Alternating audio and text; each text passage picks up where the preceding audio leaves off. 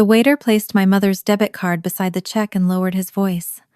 "Ma'am, your card has been declined." 10 minutes earlier, Mom had looked straight at my 9-year-old daughter and said, "Don't call me Grandma. My daughter has already given me real grandchildren." She had nodded toward my sister Kimberly and the 2 children sitting beside her. Tessa folded the birthday card she had made, carried her water glass to a chair near the coat rack, and sat there alone.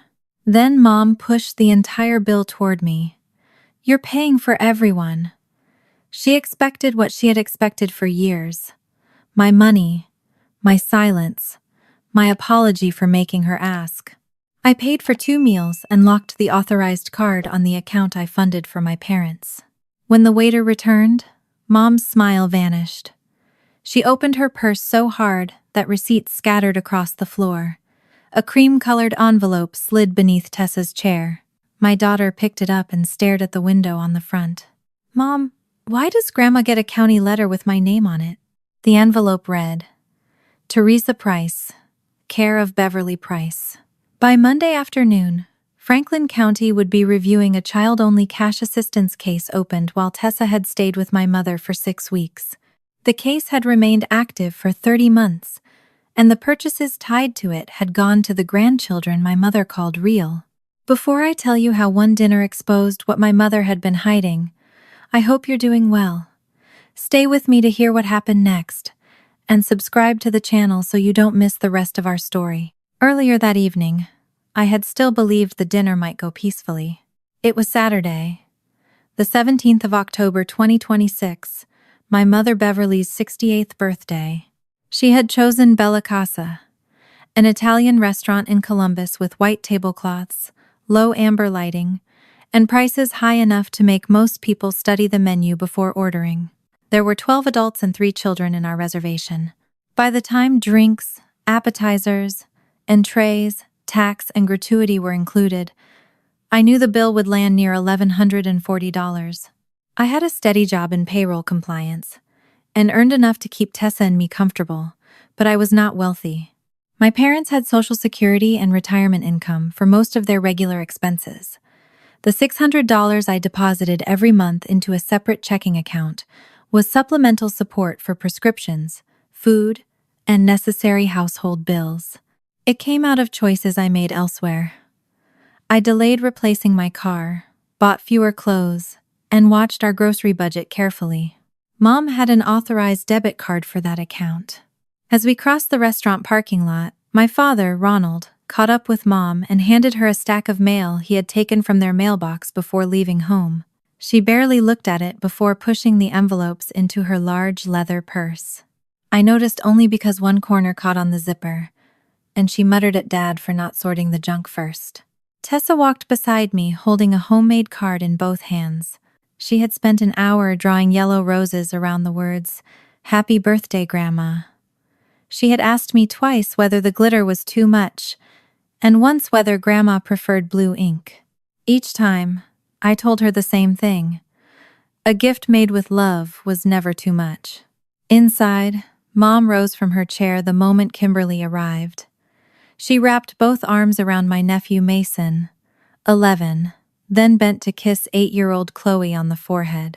She asked about Mason's soccer tournament and Chloe's reading award before either child had removed a coat. When Tessa stepped forward, Mom gave her a small nod. Tessa smiled anyway. "Happy birthday, Grandma. I made this for you." Mom did not take the card.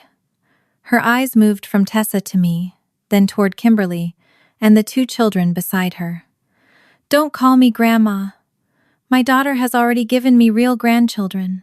The restaurant seemed to grow quieter around our table, though the room itself had not changed. One aunt looked down at her plate. My cousin gave a short, uncomfortable laugh and stopped when I turned toward him. Dad cleared his throat and said, "Amanda, your mother just means blood is different." Tessa's fingers tightened around the card. She did not cry or argue.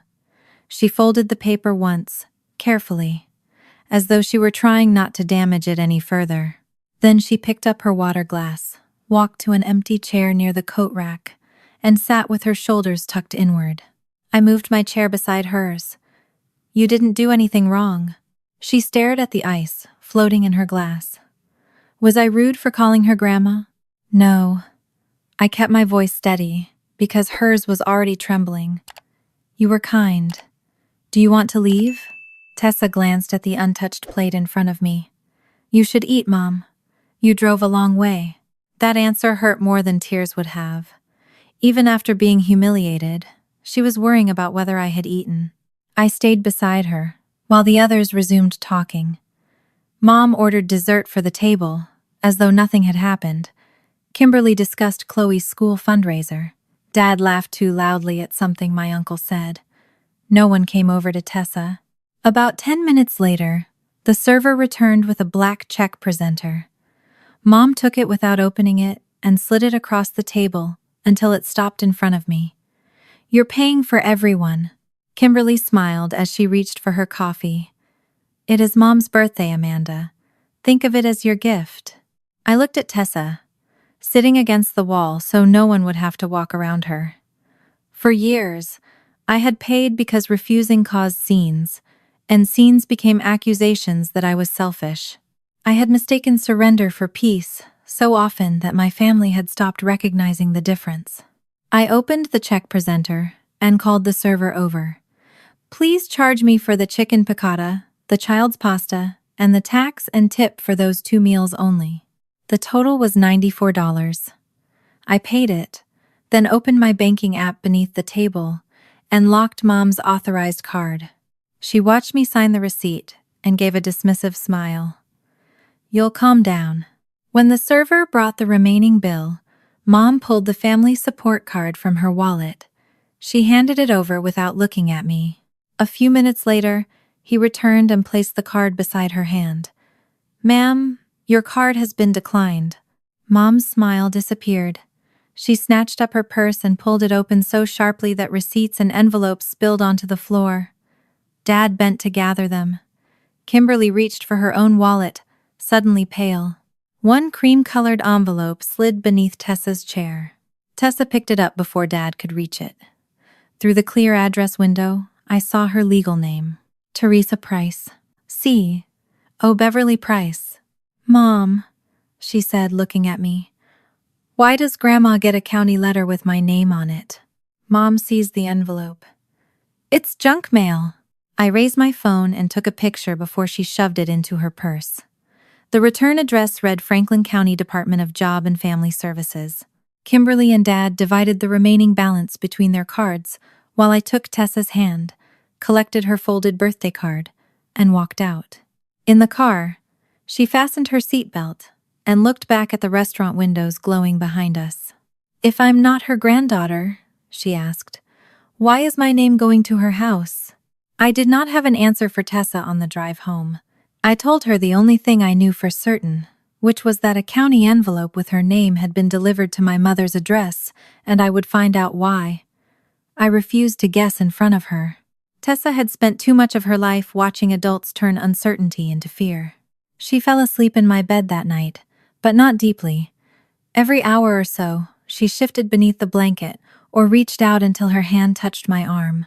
Just before dawn, she opened her eyes and asked, Is Grandma in trouble because of me? No, I said, smoothing the hair away from her forehead. A letter is not your fault, and asking a question is not your fault. I'm going to learn what it means before either of us decides anything else. After breakfast, Tessa sat at the kitchen table, drawing while I opened the banking app for the account I had created for my parents. I had expected to feel relieved when I saw Beverly's authorized card still locked. Instead, the recent activity tightened something beneath my ribs. The account was supposed to cover prescriptions, groceries, and necessary household expenses for my parents. The last 3 charges had nothing to do with either of them. When I opened the transaction details, the first payment carried the same utility account number Kimberly had sent me during an earlier emergency. The second named Chloe's youth sports program. The third included a grocery delivery reference, tied to a receipt Kimberly had previously forwarded to Mom. I did not keep scrolling. 3 charges were enough to tell me the boundary I thought I had created existed only in my own mind. My mother had treated the account as family money, and in her version of the family, Tessa could be excluded while Kimberly's household remained entitled to whatever I provided. I downloaded the statement and saved it in a folder on my laptop. Then I enlarged the photograph I had taken at the restaurant. The return address belonged to the Franklin County Department of Job and Family Services. Because it was Sunday, the public number led to a recorded message and an online reporting form. I used the number listed on the county's official website, rather than anything printed on the envelope. The form asked what I suspected. I kept my answer narrow. My daughter lived with me. A county letter bearing her legal name had been sent to Beverly Price's address. I did not accuse my mother of fraud, because I did not yet know what the letter concerned. I uploaded the photograph, entered my contact information, and submitted the report. Tessa looked up from her drawing when the confirmation page appeared. "Did you fix it?" "I told the county something might be wrong," I said. "Now they have to check." She nodded, though I could see she wanted a cleaner answer. Children often do. Adults do too, which may be why my family had spent years calling silence peace. On Monday morning, an intake worker returned my call while I was parked outside Tessa's school. She verified my identity and asked whether I had legal custody. I explained that I was Tessa's adoptive mother, that she lived with me full-time, and that I had never authorized county correspondence to be sent to my parents' home. The woman did not tell me whether Beverly had an open case or what kind of benefits might be involved. She only said she was documenting a suspected misuse of a child's identifying information and forwarding it to the Overpayment Recovery Unit. Her restraint frightened me more than speculation would have. She was not treating the envelope as junk mail. Before ending the call, she asked me to gather Tessa's school records, pediatric records, our lease, and the final adoption order. I spent that evening placing copies into a folder, while Tessa worked on spelling words beside me. The adoption order established that I was her legal parent. The school, medical, and lease records established where she actually lived. On Tuesday afternoon, I sat across from Dana Reed in a small county office with gray walls and a box of tissues placed precisely at the corner of her desk. She was in her early 50s, composed without being cold. She looked through the adoption order first, then the lease and school records, before closing the folder. "I need to be careful about what I disclose," she said. "This review concerns a case filed by another adult. I can only show you material that uses your daughter's information or requires your confirmation." "That's enough," I said. "I only want to know why my child's name is attached to my mother's address." Dana turned a single page toward me. The heading identified it as a resident verification connected to an Ohio Works First child-only assistance case. Tessa's name appeared beneath Beverly's, followed by my parents' address. The form stated that Tessa had been living there since May 2024. My eyes stopped on the date. In April 2024, I had gone into the hospital for emergency surgery. What was supposed to be a straightforward procedure became a 6-week recovery after complications left me unable to lift, drive, or care for Tessa safely on my own. She had stayed with my parents while I healed. I had hated every night she was away, but I had believed she was safe. By June, she was home again. She returned to her bedroom, her school route, her pediatrician, and the small routines that told her she belonged with me. Yet the page in front of Dana claimed the temporary arrangement had never ended. "I never signed this," I said. "I never told anyone she had moved in with my parents permanently." Dana nodded once. "The case is being reviewed because the residence information conflicts with the records you provided. I am not making a fraud finding today. Can my mother stop the review if she says it was a misunderstanding?" "No. Once the agency receives credible information that a child may not have lived in the reported household, the review continues. This is not something a family can withdraw privately." The words removed one fear and replaced it with another. I had spent years believing every conflict could be softened if I chose the right tone, paid one more bill, or accepted one more insult. This would not disappear because Beverly demanded it. Dana explained my actual choice. I could provide a sworn statement and authorize the county to compare the claim with Tessa's school, medical, and residence records, or I could decline to cooperate beyond the initial report. The agency would still investigate, but the truth would be harder to establish without me. I thought of Tessa folding her birthday card so carefully before moving to the corner. Then I thought of her asking whether Beverly was in trouble because of her. Silence would not protect my daughter. It would only leave room for someone else to write her life on paper. I'll cooperate fully, I said. Dana placed an initial sworn statement and cooperation authorization in front of me. I read every line before signing. I confirmed that Tessa had stayed with Beverly and Ronald for approximately 6 weeks during my recovery, that she returned to my home in June 2024, and that she had lived with me continuously since then. After she collected the statement, Dana entered several dates into her computer. The assistance case began in May 2024, she said. It remained active through October 2026.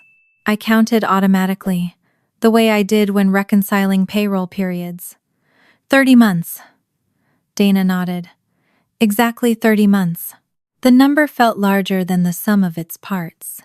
30 months of birthdays, school mornings, doctor appointments, and bedtime stories had passed while an official record placed my daughter somewhere else. Dana opened 2 additional pages, but did not turn them over immediately. There is one more reason this cannot be treated as a single failure to update an address. She laid the forms side by side. Both were recertifications bearing Beverly's signature. One was dated May 2025. The other was dated May 2026, when Tessa had been home with me for nearly 2 years. Dana rested one finger between the dates and looked directly at me. Your mother did not forget to report one change. She confirmed the same story twice. For several seconds, I could not look away from my mother's signatures. The loops in the B&P were the same ones I had seen on birthday cards, school permission slips, and checks she used to tuck into Christmas envelopes. There was nothing accidental about them. She had signed once, after Tessa had been home nearly a year, then signed again, after nearly 2. 9 days after Dana showed me the recertification forms, she called me back. By then, several merchants had returned verification records, connected to the Epicard transactions. The child, only assistance was issued through an Epicard, she said after I sat down. It functions like a debit card. The preliminary overpayment is $6,840, based on 30 months at $228 per month. The number was smaller than the kind of fortune people imagined when they heard the word fraud, but that almost made it worse. My mother had not betrayed us for a mansion or a hidden investment account. She had repeated a lie month after month for an amount that would not change her life, only subsidize the people she had already decided mattered more. Dana turned her monitor slightly toward me. I cannot give you unrestricted access to another adult's benefit case. I can ask you to identify whether specific transactions connected to Tessa's information match anything you recognize. I nodded. I understand.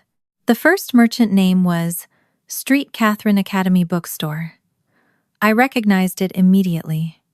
Mason and Chloe both attended Street Catherine, a private school Kimberly, often described as non-negotiable. Every August, she posted photographs of them in navy blazers beside a brick archway, usually with a caption about sacrifice and giving children the best possible start. One of the merchant responses included a supporting receipt for uniform shirts, workbooks, and 2 embroidered gym bags. The customer line read Dawson Family. My stomach tightened. That is my sister's household. Dana made a note, but did not react. She brought up a second entry from Buckeye Elite Youth Sports. Chloe had joined one of their competitive teams the previous year. Kimberly had sent the family group chat a video of Chloe opening a box containing her uniform, then thanked Mom for always making dreams happen. The registration invoice also carried the Dawson name. The third transaction was a hotel in Dayton. It fell on a weekend, I remembered, because Mason had played in an out-of-town tournament. When Tessa had asked whether she could come, Kimberly told me the hotel rooms were full, and the weekend was for family only. Later, she posted photographs from the hotel pool, and Mom commented that family weekends were what children remembered when they grew up. I folded my hands in my lap to stop myself from gripping the edge of Dana's desk. So Kimberly knew. Dana's expression remained even. These records show that purchases connected to the Dawson household were made with the EpiCard. They do not, by themselves, prove what Kimberly knew about the source of the money. She sent the bills to Mom. That may be relevant, but relevance is not the same as proof of knowledge. Do not let a reasonable suspicion become a conclusion before the evidence gets there. Her caution irritated me because I wanted one clean answer and one person to blame, but truth would matter only if I did not shape it around my anger. Still, one thought kept pressing at me. Eric handled most of the Dawson family finances. Kimberly joked that she could barely remember the online banking password because Eric paid every bill, tracked every school invoice, and organized their tax documents. If money had been reaching his children's school, sports program, and hotel stays, it was difficult to believe he had seen none of it. Dana printed a brief transaction summary, containing only the entries I had identified, and reminded me not to present suspicion as a conclusion the review had not established. I promised I would not. I made it as far as the parking lot before calling Kimberly. She answered on the fourth ring. "Are you done trying to ruin Mom's birthday?" I just saw purchases made with assistance issued under Tessa's name. There was a pause, followed by the sound of a door closing on her end. Mom was helping family. With money the county issued because she said Tessa lived with her. "You don't know how it worked," Kimberly said. "Then explain it," I replied. Kimberly exhaled sharply. Mom had money available. Chloe needed registration fees. Mason needed school supplies. She helped. That is what grandparents do. Why was Tessa's name attached to it? She was not taking anything from Tessa. Tessa has a home, food, clothes, everything she needs. The answer told me more than a denial would have. Kimberly was not defending the truth of the paperwork. She was arguing that the outcome made the lie acceptable. That was not my question. "You always do this," she said. "You turn everything into a rule and act like the rest of us are irresponsible because we are trying to survive. Did you know the money came from a case opened for Tessa?"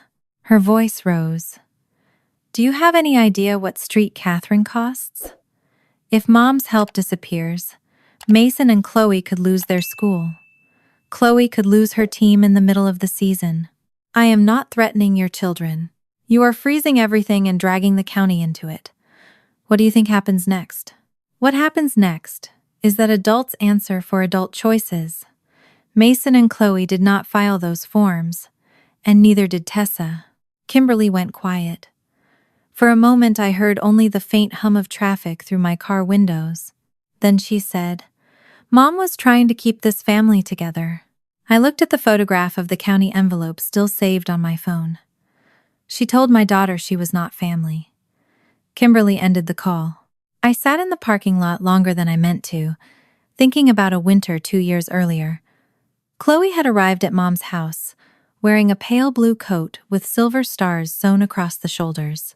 Tessa had touched one of the stars and said it looked like snow that would never melt. When she asked whether there was one in her size, Mom told her those coats were expensive, and the family could not buy matching things for everyone. Tessa had nodded and said she understood. She always said that when an adult wanted her to accept less, without making the room uncomfortable. Now, I knew that while my mother was telling her there was not enough money for a coat, a benefit issued under Tessa's name was paying for clothes, books, and activities for the children Beverly called real. My phone rang before I left the parking lot. Eric's name appeared on the screen. He did not bother with a greeting. "What did you say to Kimberly?" I asked whether she knew money connected to Tessa was paying your family's expenses. Eric answered immediately. "What money?" I waited, listening for calculation in his voice. You handle the finances, Eric. I handle our checking account and the school payments. Beverly told me she was helping from savings and from the account you funded for your parents. I pressed him. You never saw an Epic card? No, I saw reimbursements and payments she made directly. Kimberly usually sent her the invoices. That does not mean you did not know. I know. His voice lowered. I am not asking you to trust me. I am asking for time to pull the statements from our joint accounts and compare them with what you are talking about. I told him not to delete anything, and he answered, I won't. Do not warn Beverly about records before you preserve them. Another pause followed. All right. I ended the call, without deciding whether I believed him. Eric had a reason to protect himself, and people became careful with the truth when consequences reached their own front door. His offer might have been cooperation, or it might have been the first move in separating himself from Kimberly. Before I drove away, Dana called me back upstairs. She had found one more detail tied to the Dayton hotel transaction. I returned to her office, where she placed the merchant date beside the supporting invoice. Her finger rested on the weekend printed at the top. This charge was made the same weekend your daughter was told the trip was for family only. By the time I pulled into my driveway, the family group chat had 37 unread messages. Mom had written first. She told the group that paperwork from my surgery had caused an administrative mistake, that I had frozen the card she used for necessities, and that I had reported her over a few payments before giving her a chance to explain. My aunt responded within minutes. Family handles family matters privately. 2 cousins agreed. An uncle I heard from only at Christmas wrote that involving an agency over a few purchases was cruel. None of them asked why Mom had signed 2 recertifications after Tessa returned home. None asked why assistance issued under my daughter's name had paid for a trip she had been excluded from. Dad called before I finished reading. Amanda, your mother is very upset, Dad said. I told him I knew, but he continued. She made a mistake. She confirmed the same information twice. He breathed heavily into the phone. I'm not calling to argue. I need my blood pressure medication tomorrow, and the card is still locked. I looked through the kitchen doorway. Tessa was at the table, erasing the same word from her homework until the paper had begun to thin. Send me the pharmacy name and prescription number, I said. I'll pay the pharmacy directly. Dad hesitated. Just unlock the card. It would be easier. I asked, easier for whom? We shouldn't have to ask permission every time we need something. You did not have to ask before because I trusted the account would be used for you and Mom. I'm not refusing your medication. I'm refusing unrestricted access. His voice hardened. You're punishing 2 elderly people because your feelings were hurt at dinner. My feelings did not create those county forms. He ended the call without saying goodbye. 10 minutes later, the pharmacy information arrived by text. I paid the prescription over the phone and sent Dad the confirmation number. I wanted the difference to be unmistakable, even if no one in my family admitted seeing it. A boundary was not the same thing as abandonment. Kimberly sent a voice message that evening while I was helping Tessa pack her school bag. I saw her name on the screen and lowered the volume before pressing play. But the first sentence came through the speaker before my thumb found the button. This family was fine until Amanda brought that child in and decided everyone had to pretend blood doesn't matter. I stopped the recording. Tessa stood beside the couch holding one sneaker. Her face had gone still in the way it did when she was trying not to show that something hurt. What did Aunt Kimberly mean? She was angry and said something cruel. But did everything start because of me? I set the phone face down. No. Tessa placed the sneaker beside her school bag with unnecessary care. If you hadn't adopted me, would everyone still be together? The question landed more heavily than anything Mom or Kimberly had said. My family's accusations had found the one place they could do the most damage. Tessa was not thinking about county forms or money. She was wondering whether my life would be easier without her. I knelt in front of her. You did not break anything. You showed me what was already broken. She searched my face as if she expected me to soften the answer later. But Grandma is mad at you because of me. She is angry because I stopped letting her make choices with your name and my money. Those were her choices, not yours. Tessa's lower lip trembled. Are you going to lose everybody? I took both her hands. Anyone who asks me to hurt you so they can stay comfortable is making that decision for themselves. You are not making it for them. She leaned into me, and I held her until the tension left her shoulders. I did not promise that every relative would apologize or that the family would return to what it had been. I was beginning to understand that returning was the last thing we needed. The next afternoon, my phone rang while I was reviewing a payroll discrepancy at work. The number belonged to Tessa's school. This is Marlene Ortiz in the front office, the secretary said. Your mother is here asking to speak with Tessa. I stood so quickly, my chair struck the cabinet behind me. Do not release her. We won't. Mrs. Price is not on the authorized pickup list. She says there is a family emergency, but she will not explain what it is. I grabbed my keys. I'm 20 minutes away. The drive took 17. I spent every red light imagining Mom walking past the office, finding Tessa in a hallway, and telling her that I was destroying the family. By the time I entered the school, heat had gathered beneath my collar despite the cold October air. Mom stood at the front desk in a cream coat, speaking in the controlled voice she used when she wanted strangers to believe she was the reasonable person in the room. I am her grandmother, she was saying. My daughter is overreacting to a private disagreement. You told her not to call you that. Mom turned. For a second, surprise crossed her face, followed by indignation. Amanda, this has gone far enough. I asked her, what is the family emergency? I need to talk to Tessa before you put more ideas in her head. You will not speak to her without me. She is a child. She does not understand what you're doing. She understands that you rejected her in public. Mom lowered her voice. You are using that girl to punish me because I expected you to help with dinner. I heard the front office printer humming behind us, and the faint sound of children changing classes down the hall. She had reduced 30 months of false paperwork to a dispute over a restaurant bill because that version allowed her to remain the victim. This is not about dinner, I said. You came to her school without permission after I reported a case filed under her name. You need to leave. I came because you won't answer me. You had my number when you signed those forms. Her face tightened.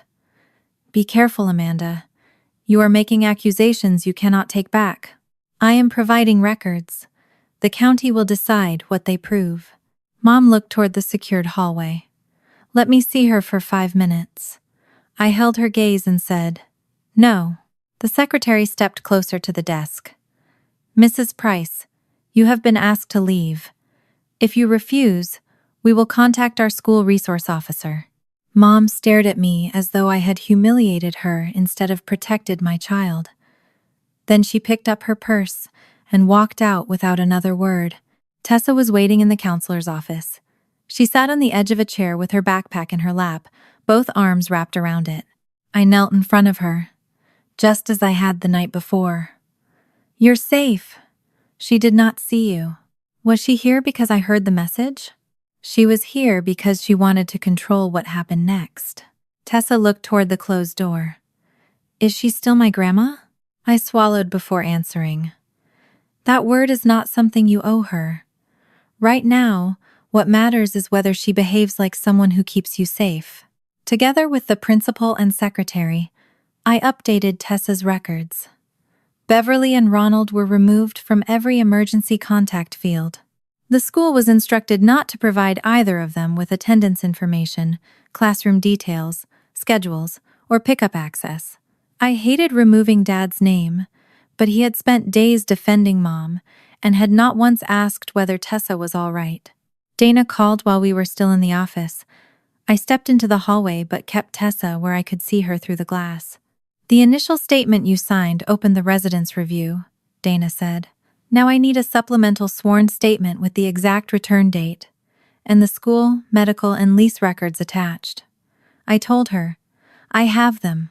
Upload them through the secure portal tonight. Those exhibits will let the record show what only you can prove. That evening, I scanned Tessa's attendance history, pediatric records, our lease, and the adoption order. I attached them to the secure county portal, then read the supplemental sworn statement one final time. It gave the exact dates of Tessa's 6-week stay and confirmed that she returned to my home in June 2024, where she had remained continuously. My phone vibrated across the table as I signed. Mom, Dad, Kimberly, 2 aunts, and 3 cousins were all demanding answers.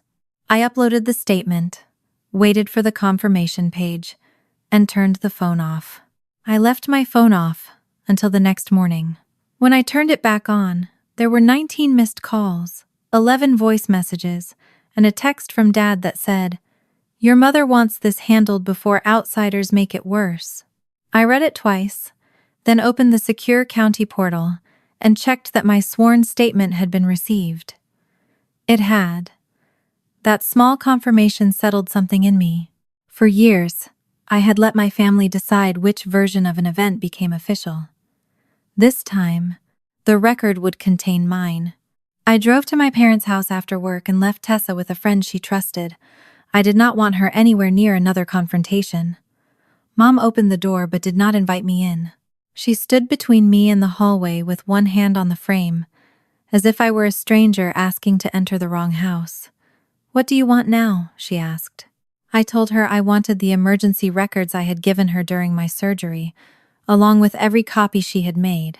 Her expression changed for only a second, before she said she had no idea what I was talking about. "The red zipper pouch," I said. "The one with Tessa's adoption order, insurance information, school records, and social security number." Mom folded her arms. "That has nothing to do with this." "Then returning it should be easy." She stepped farther into the doorway. "You are not going through my office."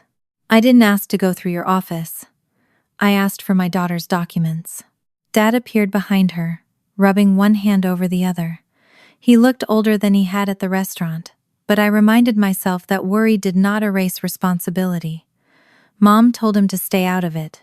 As she turned toward him, I could see past the kitchen doorway into the hall. The red zipper pouch sat on a narrow shelf beneath the family calendar, exactly where she used to keep things she wanted close but not visible. The sight of it pulled me backward into April 2024. I was lying in my own bed after surgery, unable to stand straight without pain tearing across my abdomen.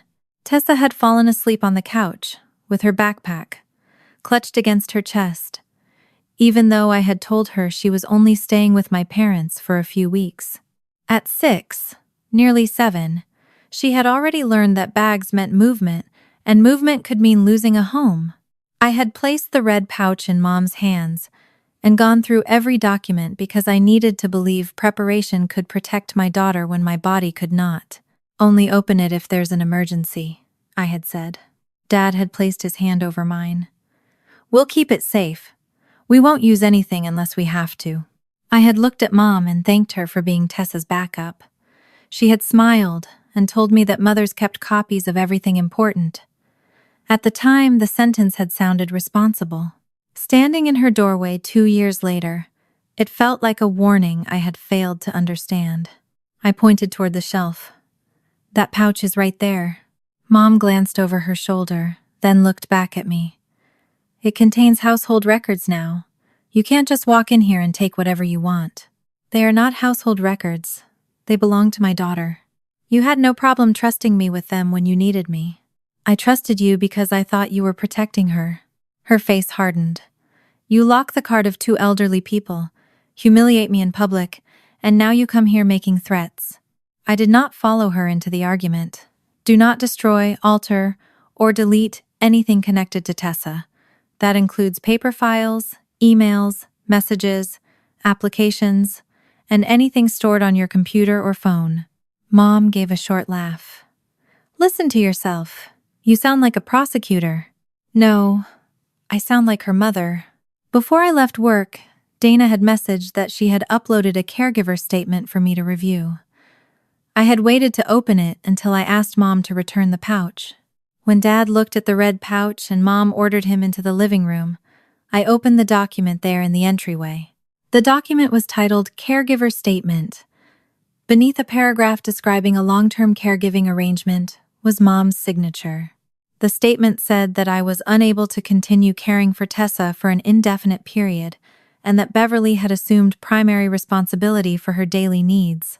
My fingers went cold around the phone. I had never said those words. I had never signed any document transferring long-term care. I had asked my parents to help for 6 weeks while I recovered, and the paper in front of me had turned my temporary weakness into abandonment. I held the screen toward Mom. You told the county I couldn't continue caring for her. She barely looked. You were in the hospital. I corrected her. For 6 weeks. No one knew how long it would take. I knew. My doctor knew. Tessa's school knew. You knew she came home in June. Mom lifted her chin. I am not discussing government paperwork on my doorstep. Dad finally spoke. Beverly, maybe you should just give her the pouch. Mom turned on him. You said this was already handled. The sentence, what was already handled? I asked. He did not answer until Mom told him again to stay quiet. Then he looked directly at me. Letters kept coming after Tessa went home. I asked how long, and he admitted, I don't know. You worked for the Postal Service for 30 years. You know when official mail keeps arriving. He rubbed his palms together. Your mother said it was paperwork already in motion. When I asked whether he had believed her, he said, I didn't want another fight. I stared at him, trying to reconcile the man who had promised to keep Tessa's records safe with the one standing in front of me. Your silence did not keep the peace. It helped her. His face tightened, but he did not deny it. Mom opened the door wider, only so she could point toward my car. This conversation is over. You are not taking anything from my house without permission. I left without the pouch. From my car, I asked my attorney to send a written demand that Mom preserve and return every document containing Tessa's identifying information. For once, walking away did not feel like losing.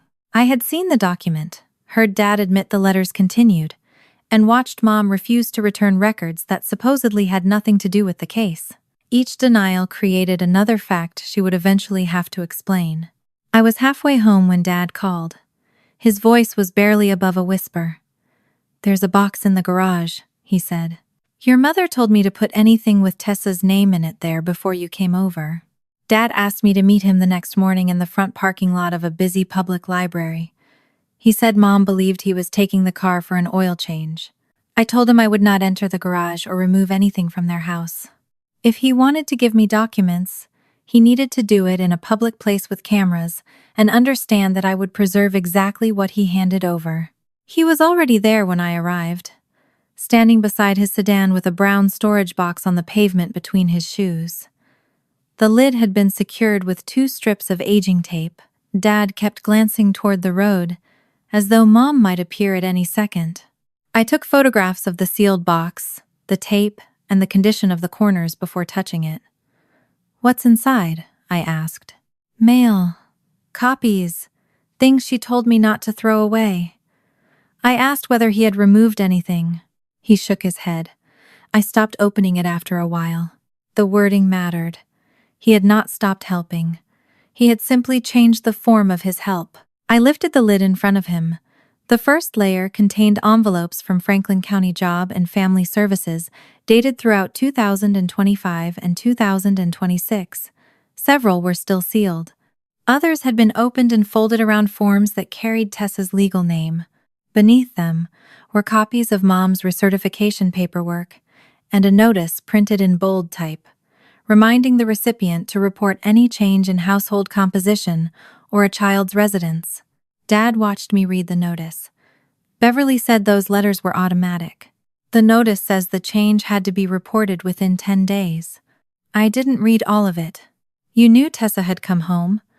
Dad answered, Yes. You knew the letters kept coming. His eyes dropped. Yes. I photographed each item where it lay and left the papers in their original order. I did not want Mom later claiming I had rearranged or inserted anything. Dana's intake office would make the formal inventory and issue the receipt. Dad reached into his coat and handed me his phone. There are messages. Are you giving me permission to look at them? Dad nodded and said, yes. I opened the conversation with Mom and scrolled only far enough to find the exchange he described. One message from Beverly read, put the JFS mail in the garage box before Amanda comes. She does not need another excuse to attack this family. A second message from months earlier said, do not forward anything with Tessa's name. I am handling it. I took screenshots with the timestamps visible, then photographed Dad holding the unlocked phone beside the messages. He flinched when the camera clicked. I know this looks bad, he said. I answered, it is bad. I never filled out an application. You made sure the evidence stayed hidden. His face folded inward. I thought if I kept everyone calm long enough, your mother would fix it. Calm was always the thing you asked me to provide. You never asked her to stop creating the damage. Dad sat on the edge of the car seat and covered his face. I felt sadness, but not the old reflex to rescue him from it. His guilt belonged to him. Taking it away would have been another form of silence. I'm giving this to Dana, I said. You may be contacted for a statement. He nodded without looking up. Will you tell Tessa I'm sorry? No. You will tell her when she is ready to hear it, and only if she chooses to see you. I delivered the sealed box to Dana's intake office, signed its inventory receipt, and provided a brief statement describing Dad's transfer. That afternoon, Eric texted asking whether I could meet him at a coffee shop near his office. I almost refused. The merchant records still pointed toward his household, and his sudden eagerness to cooperate could have been an attempt to control what I found. I agreed only after he said he would bring printed bank statements and a laptop showing the shared email account he and Kimberly both used for school and household bills. Eric looked as though he had not slept. He placed a folder on the table but kept both hands on it. I want this clear before I show you anything. The account is jointly owned. The email address is in both our names, and I have full access. I'm not giving you Kimberly's private work account. Good. I don't want anything you are not authorized to provide. He opened the folder. The bank statements showed no direct deposits from an Epic card, only ordinary payments Beverly had made directly to merchants and occasional reimbursements into the Dawsons' joint checking account. Eric had seen invoices move to paid status, but he had never seen the Epi card or the source account behind Beverly's payments. She told me these came from savings, or from money your family pooled for your parents, he said. I should have asked more questions. I didn't. I reminded him that he had benefited from not asking, and he answered, I know. Then he opened the shared family inbox. The messages were ordinary at first: school reminders, invoices, sports schedules, hotel confirmations. Kimberly had forwarded several of them to Beverly. One email attached Chloe's registration invoice with the note, "This closes Friday. Can you cover it?" Another included Mason's bookstore order. Beverly replied, "I'll handle it when the card loads." Eric clicked into a later message. Kimberly had written, "Did the Tessa payment load yet? Chloe's registration closes Friday." The room seemed to narrow around the screen. Eric read the line again, more slowly. "I never saw this. It was in your shared account. I searched bills by sender. I didn't read every thread between Kimberly and your mother." He looked at me. "Kim told me Tessa payment was something Beverly had set aside because you were helping your parents. I assumed it was family money. I asked when the message had been sent. July 2025, he said. That date mattered. It did not prove Kimberly knew everything in May 2024, but it showed that by the following summer she understood Tessa's name was attached to a recurring payment. She had continued sending invoices anyway. Eric exported the relevant messages with their headers and the page showing his authorized access. When we finished, he closed the laptop and stared at the untouched coffee between his hands. "What happens to the kids?" he asked. I told him I did not know yet. He looked down at the statements. "They could lose the school. That will be a consequence of adult decisions, not something I am doing to them." He nodded, but the truth still hurt him. I should have looked. I did not soften my answer. Yes. I sent the files through the approved channels without calling Kimberly or warning Mom.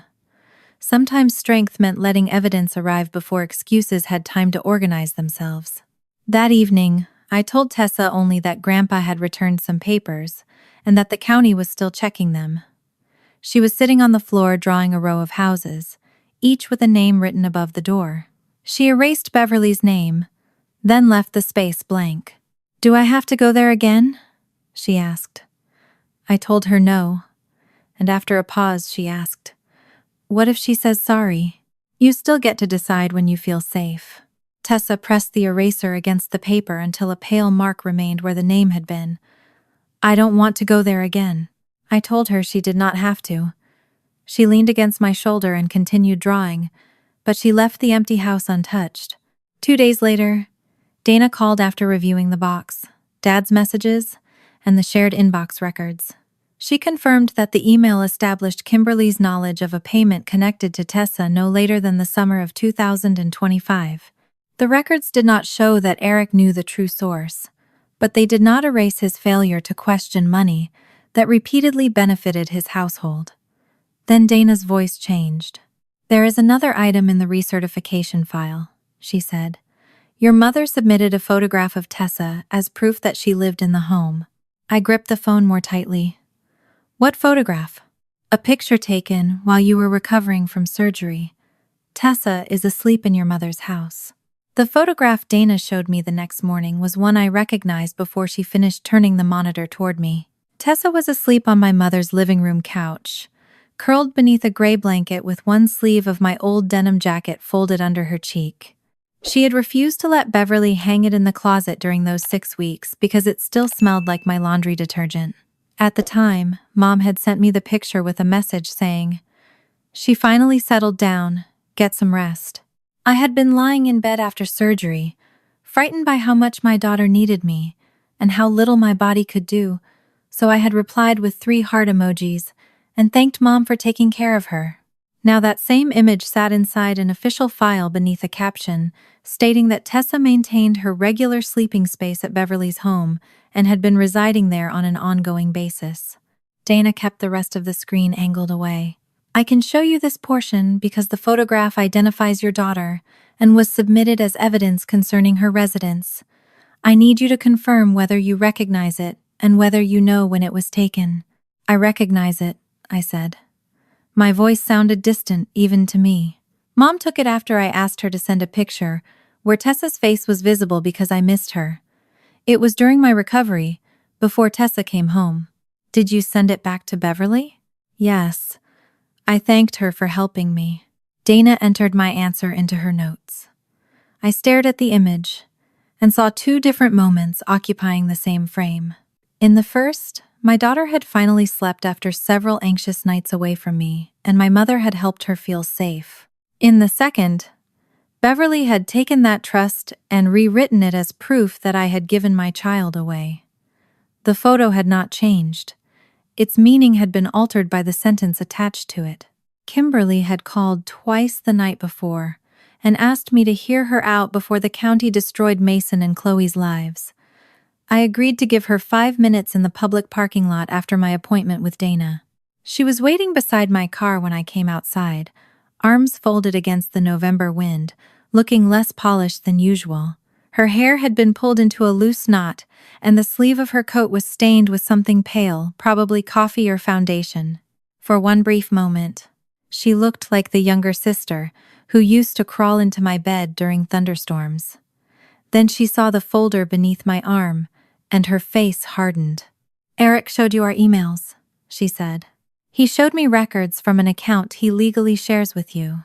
He had no right to turn our marriage over to you.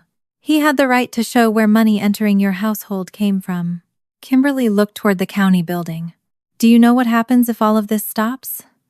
Eric's hours were cut last winter, We're already behind on tuition. Street. Catherine gave us until the end of the month, and Chloe's coach said they can replace her if the next payment is late. I knew losing a school and a team could hurt children who had not created the problem, but their fear could not transform stolen support into legitimate income. Mason and Chloe did nothing wrong, I said. I'm not blaming them, Kimberly answered. Then help them. Eric can speak to the school about a payment plan. You can apply for legitimate aid, reduce expenses, or move them to public school if that is what your income supports. Her eyes widened. You make that sound so easy. I didn't say it would be easy. I said it would be legal. Kimberly lowered her voice as two county employees passed us. You have the money to fix this. Reopen the account for Mom. She can keep helping us until Eric's schedule improves, and then everyone can sort out the paperwork without the children losing everything. The request was so familiar that for a moment, I almost answered from habit. In our family, every crisis eventually arrived at my door as an invoice. Kimberly made choices. Mom protected her. Dad asked me to keep the peace, and I paid because the consequences otherwise landed on children or elderly parents. The system worked only because I had spent years believing refusal made me cruel. No, I said. Your mother's card is still locked, and I am not reopening it. Her expression changed from pleading to contempt. My children shouldn't lose everything because you chose adoption. The words did not shock me. They clarified her. Kimberly was not merely saying that Tessa had more than Mason and Chloe. She was treating my daughter's existence as an elective expense I had imposed on everyone else. In her mind, adopting Tessa had created a debt, and the family was entitled to recover that debt by using Tessa's name. I chose to become her mother, I said. You chose to send your bills to money connected to her while allowing Mom to tell her she was not family. Those choices are not equal. Kimberly's mouth tightened. She was never going to use the money herself. That does not make it yours. She had food. She had a home. So did your children. Yet you still believed they deserved every advantage the money could buy. You always think you're better than us. No, I think children should not have their identities used to finance other children. She looked at the folder again. Are you really going to let Mason lose his school? I am going to let you and Eric deal honestly with the school. I will not pay to erase what you did. Kimberly called me heartless as I opened the car door, but the word no longer had the power it once did. Heartless would have been asking Tessa to accept that her name could fund a family that denied her place in it. What I was doing hurt people I cared about, but pain was not always evidence of cruelty. Sometimes it was the first honest consequence after years of protection. That evening, I sat with Tessa at the kitchen table. Dana had advised me not to share details from the investigation, but Tessa needed an explanation that did not leave her imagining something worse. I told her that when I had been sick, Grandma had filled out papers saying Tessa lived at her house. After Tessa came home, Grandma did not tell the county the arrangement had ended. She kept asking for money, by saying Tessa still lived somewhere she did not. Tessa traced one finger around the edge of her placemat. Was it my money? It was money the county believed should help take care of you. Did Grandma buy things for Mason and Chloe with it? I paused, careful not to make the children responsible. Some of the money helped pay for things they used, but they did not fill out the forms. The adults did. She considered that for a while. Can money take my name away? The question tightened my throat. I moved my chair closer and covered her hand with mine. No, your name is still yours. Money cannot change who you are or who your mother is, but adults are supposed to protect your papers and make sure no one uses your information without permission. I should have checked sooner, and I am checking now. Did you do something wrong when you gave Grandma the red bag? I trusted someone who promised to help us. Trusting her was not wrong. What she did with that trust was wrong. Tessa looked toward the refrigerator, where one of her drawings was held beneath a magnet. I don't want Grandma to use my name anymore. I am putting protections in place so she cannot do it again without us knowing. I had changed the school access records, requested replacement copies of the documents Mom still held, changed the insurance and school account credentials, and asked my attorney to recover the red pouch. The promise came from action rather than blind confidence. My phone lit up on the counter before Tessa went upstairs. Mom had sent a message after 3 days of silence. "Come alone. I will call her my granddaughter if you stop this." I read Mom's message 3 times before answering. "Come alone. I will call her my granddaughter if you stop this." By January, the county had enough records to reject the idea of one forgotten update. Mom had chosen the only thing she still believed I wanted badly enough to trade for my silence. I did not reply directly. I forwarded the message to my attorney and asked whether meeting her would create any risk for the review. He called me that afternoon and told me not to promise, threaten, or alter evidence. When I asked about recording the conversation, he explained that Ohio law allowed me to record a discussion I personally participated in. He advised me to preserve the original file, write down the circumstances immediately afterward, and send everything to him rather than distributing it myself. Mom selected the restaurant where her birthday dinner had taken place. She reserved a small private room behind the main dining area and told me she wanted discretion. I almost refused, because returning there felt like stepping back into a moment Tessa and I had already escaped. Then I understood why Mom had chosen it. She wanted the room where she had once controlled the table, the money, and the definition of family. She believed the setting still belonged to her. I arrived 15 minutes early. The private room had 1 round table, 4 upholstered chairs, and a frosted glass door that softened the noise from the dining room. Through the wall came the faint clink of silverware and bursts of laughter. I placed my phone face down beside my purse, opened the voice memo application, and pressed record before Mom entered. The red timer moved across the screen, then disappeared when I locked the phone. Mom arrived wearing the same pearl earrings she had worn on her birthday. She carried a cream envelope and sat across from me without removing her coat. "I'm glad you finally decided to be reasonable," she said. She pushed the envelope across the table. Inside was a typed proposal offering a partial repayment followed by monthly installments. The amount covered only a fraction of what had been taken from the account I funded, and it said nothing about the county assistance. "This is a starting point," she continued. "I'm willing to apologize to Tessa. I'll tell her she can call me Grandma. She can come to Easter, birthdays, Christmas, all of it. We can put this ugliness behind us before it damages the children any further." For one dangerous second, I imagined telling Tessa that Mom had finally accepted her. I pictured the relief on her face and hated that some part of me still wanted to give it to her, even knowing what it cost. Then I looked at the proposal again. Mom had not written Tessa's name anywhere. She had written "the child" twice. "What do you want in return?" I asked. Mom's mouth tightened as though the question insulted her. "You stop cooperating with Job and Family Services. You tell them this was a family misunderstanding and that Tessa stayed with us regularly. You don't use whatever your father took from my garage, and you leave Kimberly's private emails out of it. Dad gave the documents voluntarily. Eric provided records from an account he legally shares with Kimberly. That does not make betraying your family acceptable. The agency's review does not depend on whether I withdraw a complaint. The review is already active, and the case remained open through October." Mom leaned back. "Then correct your statement." I held her gaze. "Correct what?" "Stop pretending Tessa was never at our house. You were recovering for weeks. She slept there, ate there, went to school from there. Say the arrangement continued on and off afterward. Families do not keep calendars of every night a child spends with grandparents.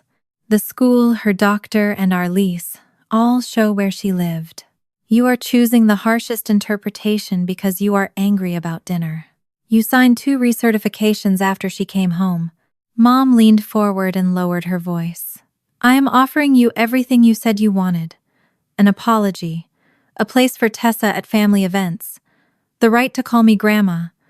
Why are you making this harder than it needs to be?" The word "right" settled coldly between us. Tessa had never needed permission to love her. Mom had turned that love into something she could grant, remove, and now sell back to me. Was she your granddaughter before you needed me to change the record? Mom glanced toward the frosted door. This is not about labels. It was about labels when you humiliated her in front of the family. Mom dismissed it with 2 words. I was upset. You refused to take the card she made. You have always encouraged her to force a relationship instead of letting things develop naturally. She was 9 years old and called you Grandma. Mom touched the envelope with 1 finger. I am willing to move past that. She was worthy before you needed something from me. Offering the word now proves you still do not understand it. Her hand went still. The careful softness disappeared from her face, leaving the impatience underneath. You act as though I stole food from her mouth. Tessa came home to you, but the money was already helping the children who needed it. I named them Mason and Chloe. My grandchildren, she said. Kimberly's children had tuition, activities, and opportunities they were about to lose. Tessa had you paying for everything she needed. Did you know you were required to report that Tessa no longer lived with you? Mom gave a small, irritated shake of her head, as if I were asking a question too obvious to deserve an answer. Of course I knew, but the money stayed in the family. The room seemed to contract around those words. Until then, Mom had hidden behind mistakes, temporary arrangements, and paperwork already in motion. Now she had said plainly that she knew the information was false and kept accepting the money because she believed she had the right to decide where it went. Tessa is part of the family, I said. You know what I mean. Mason and Chloe are my real grandchildren.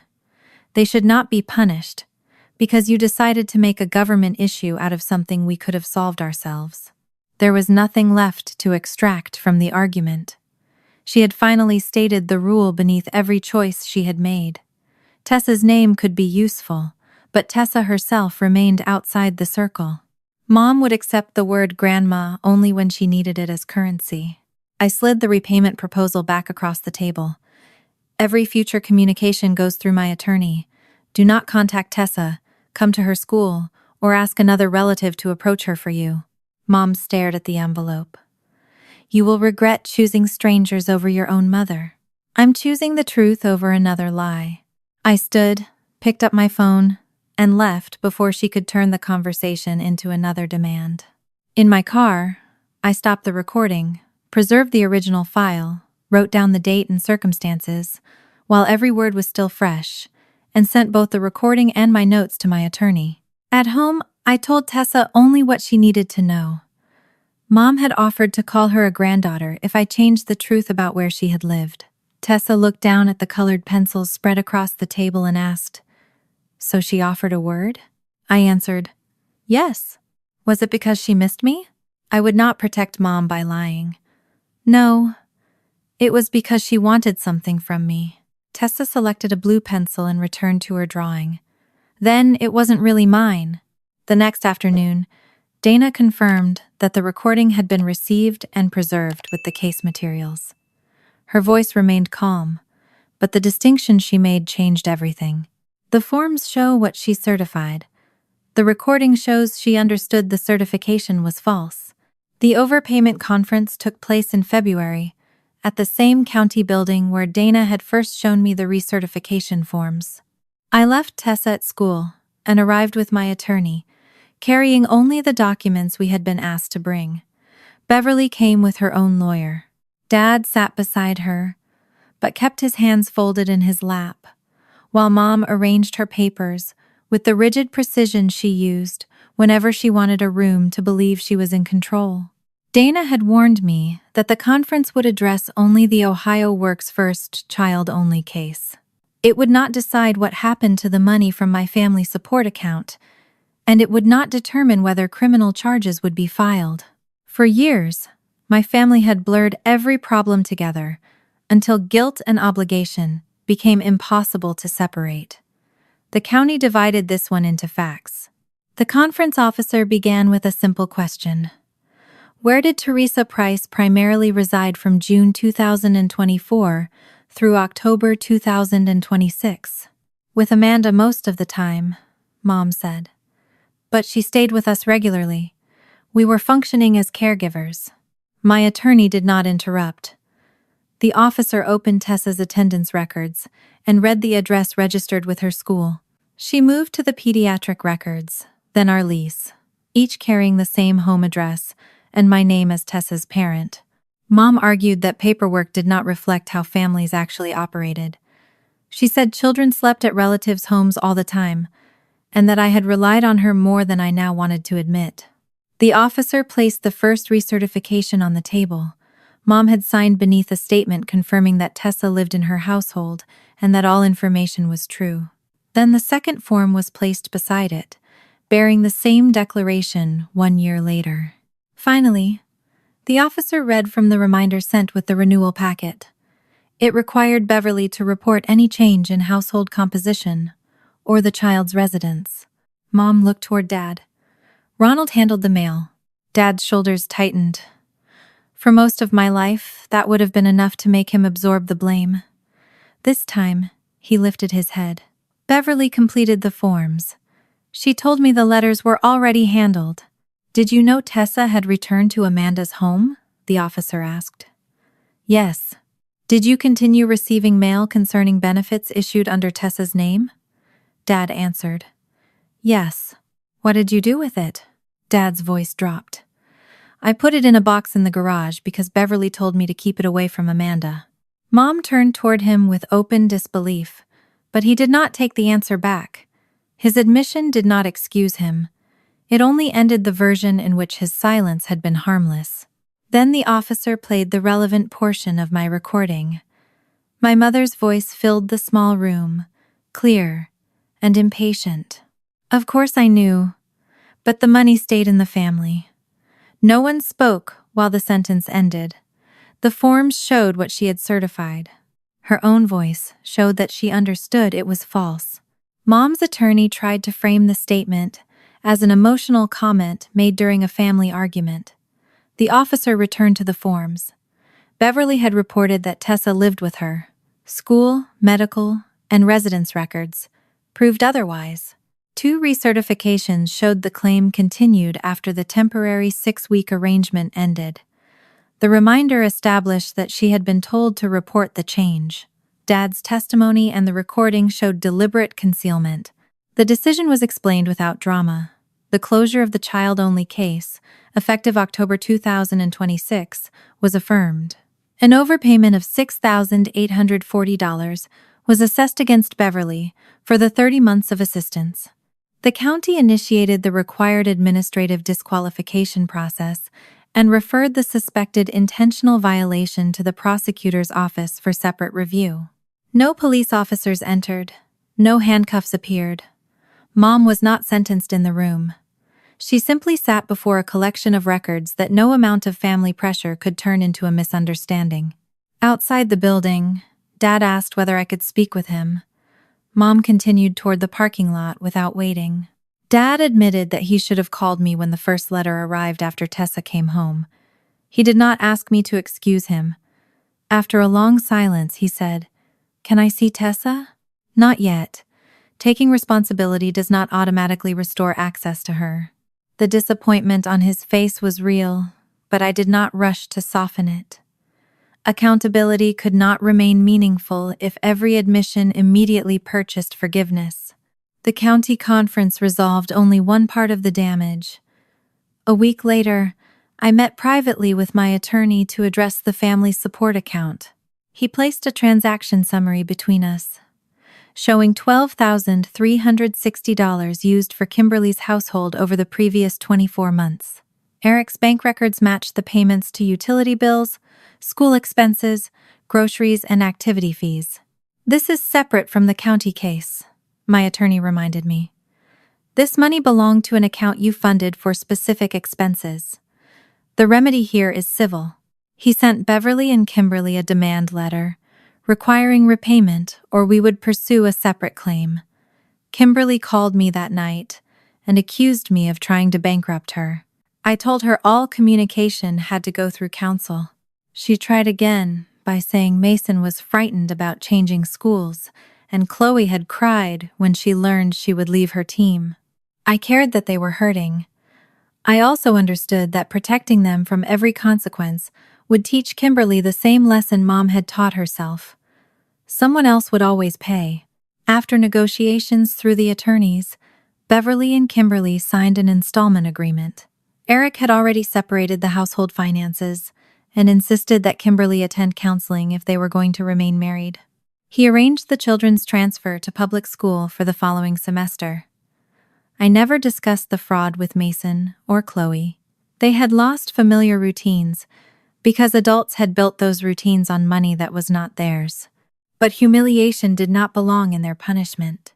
I formally closed the family support account and stopped the $600 monthly deposits. During the transition, I paid one verified emergency refill directly to Dad's pharmacy, but never restored unrestricted access. When Mom told relatives I was controlling his medication, I no longer needed every relative to believe me. The referral to the prosecutor did not produce an immediate arrest. Nearly a month after the conference, my attorney informed me that a formal complaint had been filed. Mom received a summons requiring her to appear on a scheduled date. No one could truthfully say what the final outcome would be, because the process had only begun. Her message reached me that evening. It was titled, "What You Have Done." She wrote that she had lost access to Tessa, lost financial security, damaged her marriage, and become the subject of a government complaint. Near the end, she wrote, "I am sorry this situation cost me my family." She never said she was sorry for using Tessa's name, lying about where she lived, or making her sit alone after rejecting her. I did not answer. Tessa saw the unopened message on my screen while we were making dinner. "Is Grandma being punished because I called her Grandma at the restaurant?" I turned off the stove and faced her. Even after everything, she was still trying to locate the moment when she might have caused it. "No, none of this happened because of what you called her. The consequences came from what she signed, what she kept, and what she chose not to tell." She absorbed that quietly, then returned to arranging tomato slices on her plate. This time, she did not apologize for asking. In March, a letter arrived from Franklin County. I opened it at the kitchen table while Tessa worked on a drawing beside me. Most of the page summarized the review in language meant for records rather than people. At the bottom was the line I had needed since the night her name fell from my mother's purse. Primary residence verified. Amanda Price. No authorized secondary caregiver. By April, the first warmth of spring had reached Columbus, but our life did not return to normal all at once. Tessa still checked my face before asking for something, still chose the smallest dessert on a menu, and sometimes apologized when she needed help with homework. Her counselor said those habits would fade only after she experienced safety often enough to believe it was permanent. I stopped measuring healing by whether she seemed happy every day. I began measuring it by the moments when she trusted me enough to be honest. She no longer asked whether the family would forgive us. Instead, she asked practical questions. Could Grandma come to school? No. Did Grandpa know where we lived? Yes. But he had been told not to visit. Would the county send more letters? Possibly, but they would come to me. Each answer gave her something solid to stand on. My own habits changed more slowly. When Kimberly texted that she could not afford new school uniforms after transferring Mason and Chloe to public school, my first impulse was to calculate what I could send without disrupting our budget. I closed the message instead, just as I later gave Dad the number of a repair company for his broken washing machine without offering my credit card. For years, I had confused solving every crisis with loving people. Now I was learning that help, given without boundaries, eventually became permission. By the beginning of April, my attorney had also secured the return of the red zipper pouch. I replaced the Social Security card, changed the remaining school and insurance access credentials, and stored the new documents in a locked file under my control. The old copies could no longer function as permission for anyone to act in Tessa's name. Dad mailed a letter to me near the beginning of April. It was addressed to Amanda, not the family, and for once he did not ask me to understand Mom. He wrote that he had known the county letters continued after Tessa came home. He admitted he had chosen quiet because confronting Beverly made him uncomfortable. He said hiding the mail had not been passive and that his fear of conflict had helped the lie continue. At the end, he wrote, "I am not asking to see Tessa until she decides she is ready. I am sorry I treated my comfort as more important than her safety." I read that line twice. It was the first apology from anyone in my family that named the action, the harm, and the person who had been hurt. I sent Dad a brief reply saying I had received the letter. I did not promise forgiveness or a visit. Taking responsibility opened a door to possible repair, but it did not erase the distance he had helped create. 3 days later, an envelope arrived from Mom. The front was written in her careful blue handwriting. Inside was a card addressed, "To my granddaughter." I did not open it. Tessa was coloring at the kitchen table when I placed the envelope beside her. "Grandma sent this. You do not have to read it. You do not have to answer it. I will keep it, return it, or throw it away. You get to decide." She studied the handwriting without touching the card. "Did she say sorry?" "I don't know. I haven't read it." Tessa looked up at me. "You really didn't?" "No, it was written to you." Tessa slid the envelope a few inches away and said, "Maybe later." I put it in the top drawer of my desk, not hidden and not displayed. The choice remained hers. That small decision mattered because so much of what had happened began with adults deciding that her name, her feelings, and her place in the family belonged to them. The following Saturday, I took her to a credit union near our townhouse. I had scheduled an appointment to open a youth savings account with me listed as custodian. The representative, a woman named Miss Alvarez, explained everything in language Tessa could understand. The funds would be held for Tessa's benefit, while I managed the account as custodian until the applicable age. Deposits and withdrawals would appear in the app, and alerts would come to me whenever money moved. Tessa listened more carefully than most adults I knew. She asked whether someone could change the address without telling us, and whether another person could get a card by knowing her birthday. Miss Alvarez did not dismiss the questions. She showed us the security settings, explained that identification would be required, and helped me activate transaction alerts before we left the desk. When it was time to make the first deposit, Miss Alvarez handed Tessa a paper slip. The legal name line was blank. Tessa picked up the pen and wrote slowly, "Teresa Price." Her letters were uneven, and the final A in Teresa leaned too far to the right. She looked at me, as though she expected correction. "That's your legal name," I said. "You wrote it exactly right." Miss Alvarez entered Tessa in the preferred name field. Then Tessa counted $25 from a small envelope she had brought from home. It was money from birthdays, chores, and coins she had saved in a glass jar. She pushed the bills across the desk herself. When the deposit appeared in the mobile app, Miss Alvarez showed her how to create a nickname for the savings goal. Tessa thought for several seconds before typing 2 words. "My tomorrow." She looked from the screen to me. "No one else can use this one, right?" "Not without us knowing. Your name, your money, your future." The seriousness in her face softened. She pressed the button that saved the goal, then asked whether she could check the balance again. It still showed $25. The amount was small, but the meaning of it filled the room. For the first time, her name was attached to money that existed to protect her choices, rather than finance someone else's. We stopped for ice cream on the way home. Tessa studied the menu, and I waited for her to choose vanilla because it was the least expensive single scoop. Instead, she pointed to a waffle cone with strawberry cheesecake ice cream and chocolate chips. "Can I get that one?" I smiled and said, "Yes." She did not ask how much it cost. She did not offer to share mine instead. She took the cone with both hands and smiled when the first drop melted over her thumb. At home, she carried her sketchbook to the living room, while I opened the windows to let in the spring air. I found her later on the floor, drawing a small blue house. 2 people stood outside it, one tall and one short, holding hands beneath a yellow sun. She had written Mom above one figure and Tessa above the other. There were no extra people squeezed into the picture to make it look like a larger family.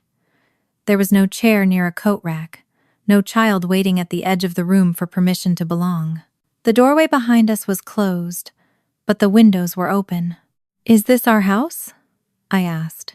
"It can be any house," she said, "as long as we both live there." I sat beside her and watched her add flowers along the path.